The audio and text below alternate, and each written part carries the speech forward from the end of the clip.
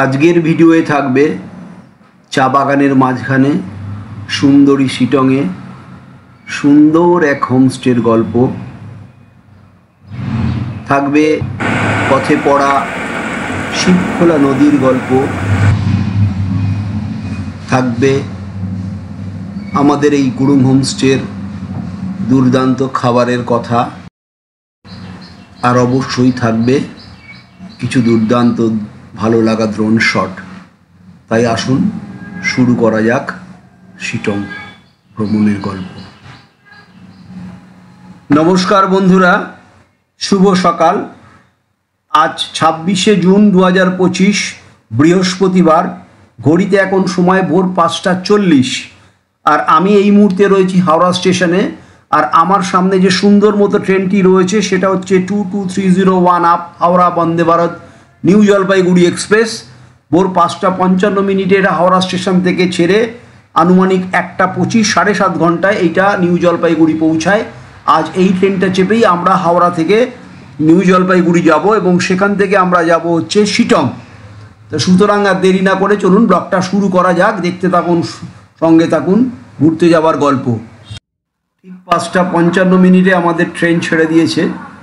Train ছাড়ার কিছুক্ষণের মধ্যেই আমাদের কাছে চলে এলো গরম গরম চা, বিস্কুট এবং পর্যায়ক্রমে এরপরে বিভিন্ন খাবার আসতে থাকবে। ট্রেনে চড়ার মজাটাই আলাদা। আমরা যতই ফ্লাইটে যাই, গাড়িতে যাই, কিন্তু ট্রেন দেখলেই আমাদের মনটা কিরাম কিরাম করে। আর এই ট্রেনের জানলা থেকে যখন দূরের গাছপালা, পাহাড়, নদী নালা পেরিয়ে দুরন্ত গতিতে যখন ছুটে চলতে থাকে ট্রেন, তখন এক অদ্ভুত শান্তি লাগে, অদ্ভুত ভালোবাসা, অদ্ভুত ভালো লাগা বিরাজ করে।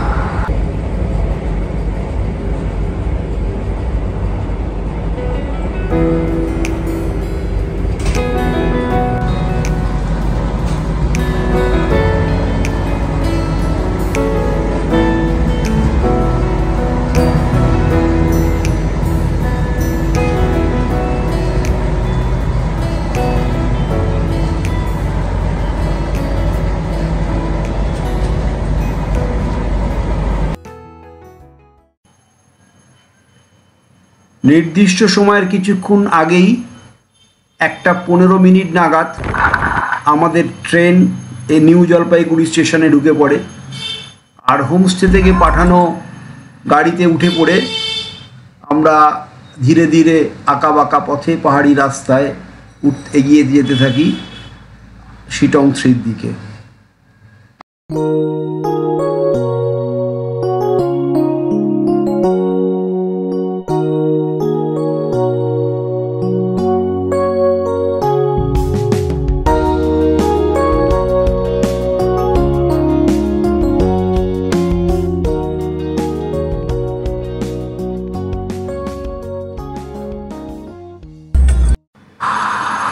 কিছুক্ষণ চলার পরে আমাদের যাত্রাপথে এলো শিবখোলা নদী। খোলা শব্দের অর্থই নদী। আমরা এই নদীর পাড়ে বেশ কিছুক্ষণ সময় অতিবাহিত করলাম। পাহাড় ছিঁড়ে জঙ্গলের মাঝখান থেকে বয়ে চলা নদী, তার স্বচ্ছ জলের ধারা, যার মধ্যে পা ডুবিয়ে আমরা অনেকক্ষণ সময় কাটালাম। অনেক ভালো লাগা, অনেক চোখের শান্তি নিয়ে এই শিবখোলা নদীর তীরে আমরা অনেকক্ষণ বসেছিলাম। তারপর আবার ধীরে ধীরে নিজেদের গন্তব্যের উদ্দেশ্যে রওনা দিলাম।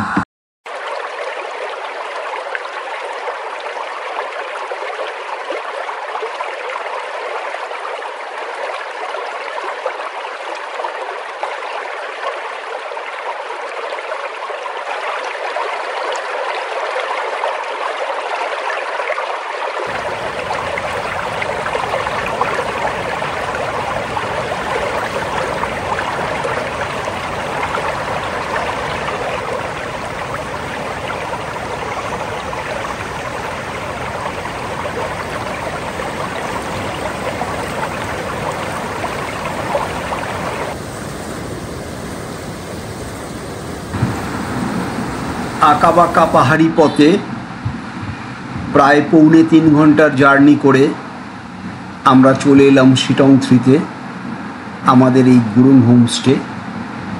এই হলো সেই বিখ্যাত গুরুং হোমস্টে। প্রথম দর্শনেই যার মধ্যে একটা ভালো লাগা জন্মে যায় লোকেশনের দিক থেকে, এবং হোমস্টে দেখেও ইন অল রেসপেক্ট একটা ভালোবাসা জন্মে যায় গুরুং হোমস্টে দেখে। ঠিক এইরকম পজিশনে হোমস্টেটার অবস্থান, চারিদিকে চা বাগান, তার মাঝখানে এই হলো গুরুং হোমস্টে।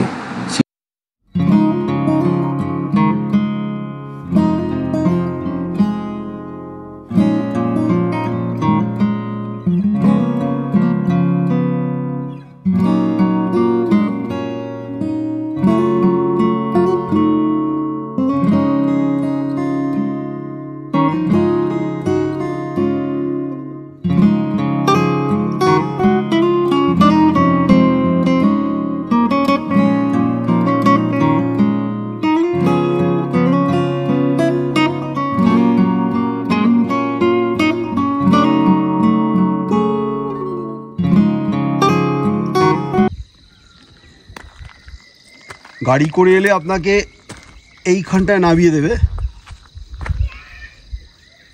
এখানটায় নামিয়ে দিলে এই রাস্তাটুকু আপনাকে হেঁটে যেতে লাগবে। 150 মিটার হবে, 150 থেকে 200 মিটার হবে। চা বাগানের মাঝখান দিয়ে সরু বাঁধানো রাস্তা,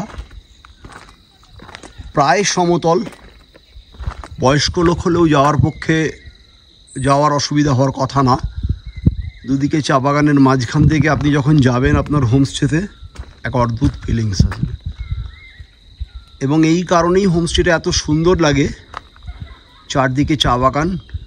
যদি রাস্তাটা আরও এগিয়ে যেত, হোমস্টের গোড়ায় চলে যেত, তাহলে চা বাগানের পরিমাণটা কমে যেত, তাহলে সৌন্দর্য অনেকটা কমে যেত। গুরুং হোমস্টে এই আমাদের রুম। দুটো বড় বড় বেড রয়েছে, যাতে দুজন 4জন অনায়াসে শুতে পারবেন। এখানে টাওয়াল দেওয়া রয়েছে, সোপ দেওয়া রয়েছে। দুটো বেডের মাঝখানে একটা টেবিল রয়েছে। এদিকে দুটো বড় বড় জানলা রয়েছে, এই দিকে সামনের দিকে একটা জানলা রয়েছে। এখানে আরও একটা টেবিল রয়েছে, এদিকে একটা ড্রেসিং টেবিল রয়েছে, এবং তার পাশে এই হচ্ছে ডান দিকে এই হচ্ছে বাথরুমের দরজা। বাথরুমের দরজা খুলে ঢুকলে এইখানে দেখুন সামনে একটা বেসিন রয়েছে, পাশে পরিষ্কার পরিচ্ছন্ন কোমোড রয়েছে, বড় বাথরুম, গিজার রয়েছে, পরিষ্কার পরিচ্ছন্ন, সব দিক থেকে পরিষ্কার পরিচ্ছন্ন বাথরুম। এখানে একটা মিরর রয়েছে, বাথরুমে একটা স্লিপার দেয়া রয়েছে। এই হলো বাথরুম। আর রুমের এই জানলা থেকে একটা ভিউ রয়েছে, এই হচ্ছে ভিউ, একদম সামনের ভিউ। এখান থেকে কাঞ্চনজঙ্ঘা দেখা যায়। ঘরে বসে আপনি কাঞ্চনজঙ্ঘা দেখতে পাবেন। কাচের জানলা, বড় কাচের জানলা।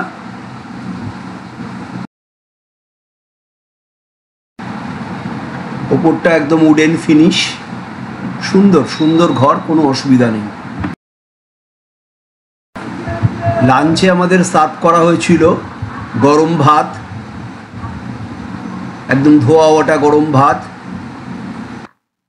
ছিল। রাই শাক, রাই শাকটা খুব সুন্দর ছিল। এই হচ্ছে রাই শাক, লোকাল ছিল। ঝুরঝুরে আলু ভাজা, এই হচ্ছে ডাল, গরম ডাল ছিল, ঝুরঝুরে আলু ভাজা, ডিম কষা, পাঁপড়, স্যালাড। খাবার খুব সুন্দর ছিল, আমরা খুব তৃপ্তি করে খেয়েছি।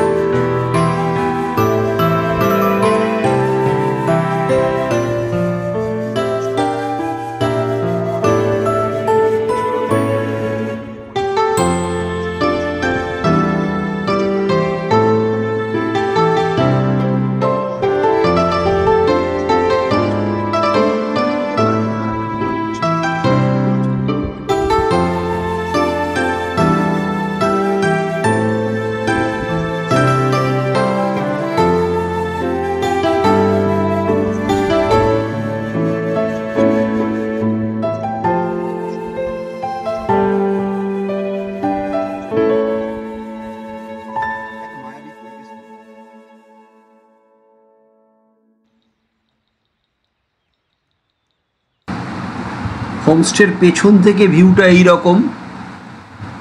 দূর থেকে দেখা যায় তিস্তা, তারপর শিলিগুড়ি শহর, তার আগে থাকে জঙ্গল, মহানন্দা রিজার্ভ ফরেস্ট, সেইটা পেরিয়ে তিস্তা, তারপর শিলিগুড়ি শহর। ভালো লাগে, এমনি জন্মে যায়। সারাদিন আপনি এখানে বসে কাটিয়ে দিতে পারবেন, ঘন্টার পর ঘন্টা আপনি কাটিয়ে দিতে পারবেন, বুঝতেই পারবেন না কখন সকাল থেকে সন্ধে হয়ে গেল।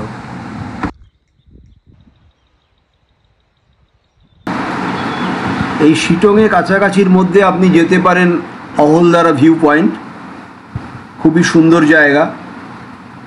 এছাড়া আই লাভ শিটংয়ের ঠিক উল্টো দিকে একটা গুম্ফা আছে, পুরনো গুম্ফা আছে, মনে করলে আপনারা এই গুম্ফাটাও দেখে আসতে পারেন। আর একটা কথা, এইটা কিন্তু কোনো পেড প্রমোশন নয়। এই হোমস্টেটাতে আমি নিজে ছিলাম, ভালো লেগেছে, তারই অভিজ্ঞতা আমি আপনাদের কাছে কেবলমাত্র শেয়ার করছি। হোমস্টের পেছন দিকে যে ভিউ পয়েন্ট রয়েছে, সেই ভিউ পয়েন্ট থেকে রাতের দৃশ্যটা এই রকম। গোটা শিলিগুড়ি শহরটা ঝকমক করে রূপোর মতো, অদ্ভুত লাগে। আমাদের ডিনারে ছিল আলু ভাজা, ছিল হাতে করা গরম গরম রুটি, ছিল চিকেন কষা এবং স্যালাড। আমরা খুব সুন্দর খেয়েছি। পরের দিন সকালবেলা একটু হোমস্টের চারদিকটা ঘুরতে বেরিয়েছিলাম। রাস্তা থেকে তোলা, হোমস্টের সামনের রাস্তা থেকে তোলা কিছু ছবি আপনাদের জন্য রইল।